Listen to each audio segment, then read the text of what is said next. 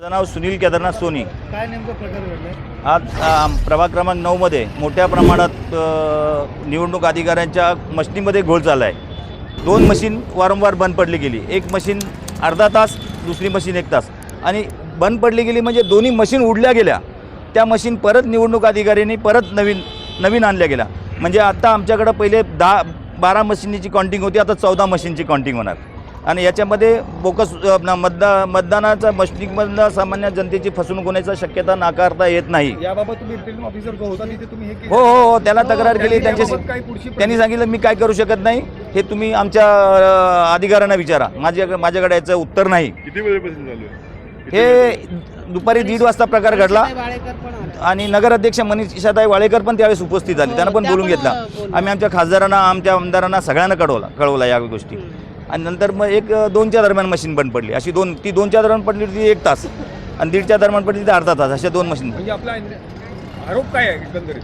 माझा आरोप असा आहे का हे निवडणुकीच्या नावावर नाही, निवडणुकीच्या नावावर सामान्य जनतेची पिळवणूक चालू आहे। दुसरा प्रकार इथं चालू आहे, इकरा शाळेमध्ये ते इंक लावतात, त्या इंक जागेवर पुसली जाते म्हणजे, आणि इथं मोठ्या प्रमाणात बोगस झाले। आतापर्यंत माझ्याकडे मी पाहिजे तर तुम्हाला बाईट देऊ शकतो। त्या लोकांची 8 ते 9 वयस्कर मंडळी होती, ती मतदानाला गेली, त्यांना सांगितलं तुमचं वोट झालेलं। मग मी तिथं जाऊन भांडलो का कसं प्रकार झाला, मग परत त्यांना काही कळ करायला दिला या अधिकाऱ्यांनी।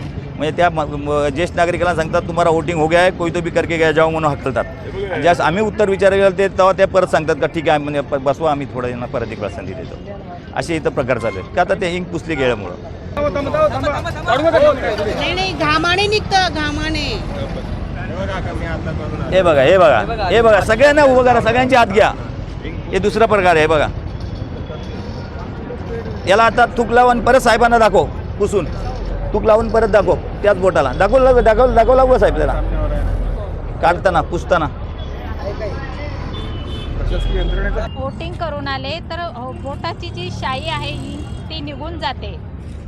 काय वाटलं पाहिजे म्हणजे मतदान केल्यानंतर त्या शाही असलं पाहिजे ना? काय हो, शाई निघाली नाही पाहिजे ना।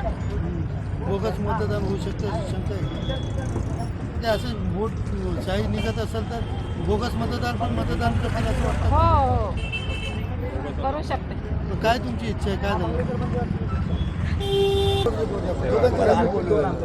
मी हर्षल दिलीप पाटोळे, प्रभाग क्रमांक तुम्ही पण दाखवा, तुम्ही पण दाखवा ते लोक।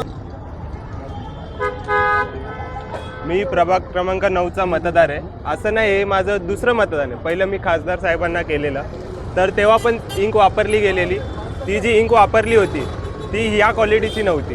म्हणजे असं नाही की असं पुसल्यावरती जाईल। आता मी 2दा जरी 3दा पुसलं ना घामाने किंवा गेमाने, हे बघा, कोण बोलेल का मी 5 मिनटं पहिले जाऊन मतदान करून आलो आहे?